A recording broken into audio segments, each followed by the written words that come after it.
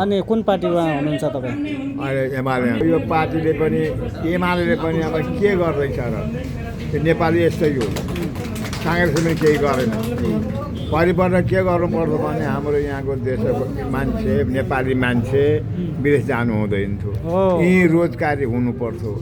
त्यो चित्त बुझेको छैन। एमाले पनि गर्छ भने विश्वास छैन, काङ्ग्रेसले गर्छ विश्वास भएन।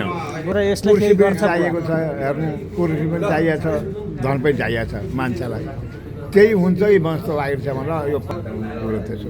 ल ल तर पुराना पार्टीले राम्रो गरेन भन्ने त त्यो त विश्वास गर्नु भएको छ नि, महसुस त गर्नु भएको छ। अब कसै राम्रो गर भन्नु महाकाली टङ्ग्रो बेच्ने गिरिजा अरू बेच्ने केपी वृद्ध भत्ता 2 रुपियाँ दियो मोहन अधिकारीले प्रधानमन्त्री हुँदाखेरि त्यो एउटा राम्रो काम गरेको त्यो चाहिँ नीति बनायो।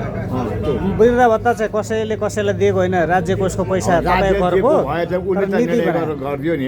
यस्तै नीति बनाउन राष्ट्र पाउँदैछ। अझै योभन्दा राम्रो पनि हुनसक्छ, नराम्रो हुँदैन। तपाईँ ढुक्क हुनुहोस् बुवा।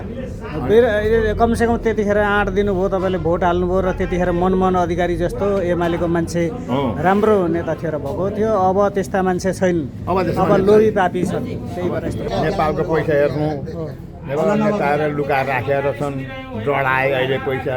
ती पैसाले विकास गरेर काङ्ग्रेसका पहिलो नम्बरमा आउँथ्यो। काङ्ग्रेस आउँदैन थियो र आउँथ्यो नि त। हामी काङ्ग्रेसै भन्थ्यौँ हामी। अब पैसा डढायो त डढाएको विकास भयो, केही भयो भएन।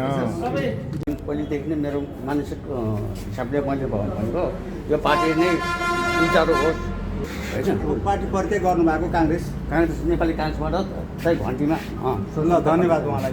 यो लाइटिङ घन्टीमा लागेको 1 वर्ष भयो। मेरो पनि यहाँ छ। म एकदम सक्रिय भएर लागेको। मैले हिजो पनि काङ्ग्रेसका मान्छेहरूलाई यहाँ हाम्रो पार्टीमा अफिसमा बस्ने जाने भाइसँग एउटा 2टा च्याक मागेर लगेको थिएँ। मलाई मेरो ज्ञान जाओस्, पार्टी नजाओस्, पार्टीमा चाहिँ निपुण भएर म लागिसकेको छु।